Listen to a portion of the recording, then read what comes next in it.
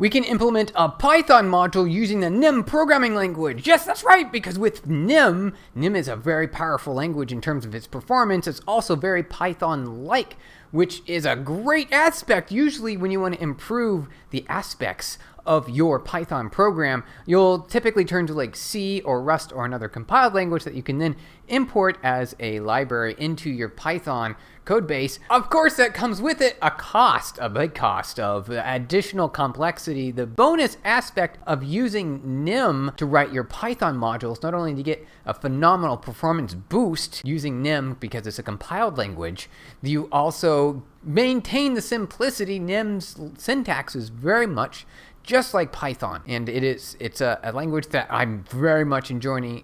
I love learning this language. I mean, look how simple it is. Just taking a quick look here, you've got type definitions, you've got expressive arrays that you can instantiate the types, super simple, easy for loops, iterators that you can generate to then iterate over methods that you define with yield. It's like Python. They keep the syntax clean, simple, just like Python, with the bonus of you being able to leverage a significant performance boost through its compilation. It has a really good compiler. To get started, if we want to build a Python module using the Nim language, we need to, of course, install Nim. Now, it's actually pretty straightforward. They make it really easy, almost identical to Rust in this case.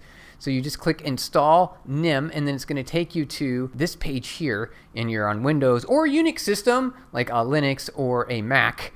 And then I chose, the Unix side of things.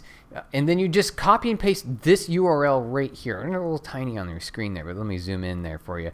We've got this URL, curl choosenim. We're going to install using choosenim. It makes it really easy. You just copy paste this into a terminal window, run it, and it's going to take a second because you're compiling the source code in the latest version as the default install for Nim. It needs to run Clang on your computer, and it's going to take several minutes, even with a fast computer. Also, if you're running, installing this on a system like your Mac OS, you are going to, of course, need Clang to be able to compile the installation. So you're going to run xcode select install before you run that curl command, and that will allow you to install Nim and Nimble Dependency Manager. If you're new to programming in the Nim language, Nim has a package directory that is really simple called Nimble. You just go to nimble.directory. It's a service that allows you to explore all the Nim packages that have been made open source, and we're going to be using it in order to leverage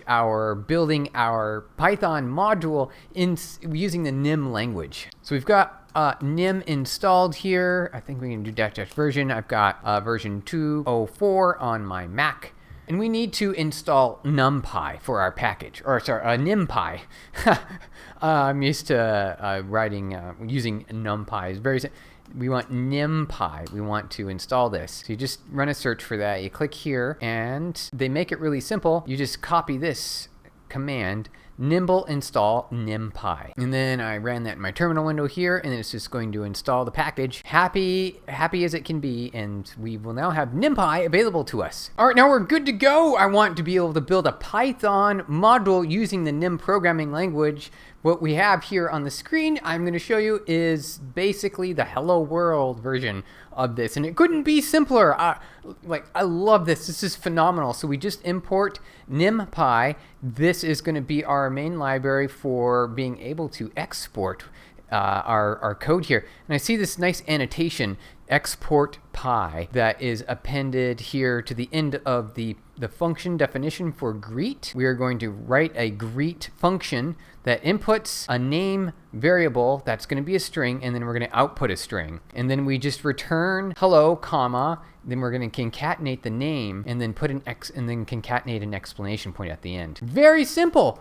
I love this. This is fantastic. I can absolutely read this. I know what's going on. I don't even need to know the syntax of Nim to understand what's going on here. So now that I've got my hello.nim file that I've saved here locally, I can go in here and then follow these instructions to compile. So it's got a compile version for Windows and a compile on everything else. So I'm going to be using this command here, and I've named my module hello. So in this case, I'll be compiling using hello. Okay, so I've got here nim, which is my compiler. C app lib is going to be out hello.so. That's going to be a library file. And then this is the name of the file we are compiling. I just press run here, and then it's going to build, and then it's going to create an SO file that I can import easily into my Python language. So I've got a test py file here, and this, I basically just copied this straight from the GitHub example. And then I also added a print here at the bottom to show that I'm using my hello import, which is just referencing the hello.so lib on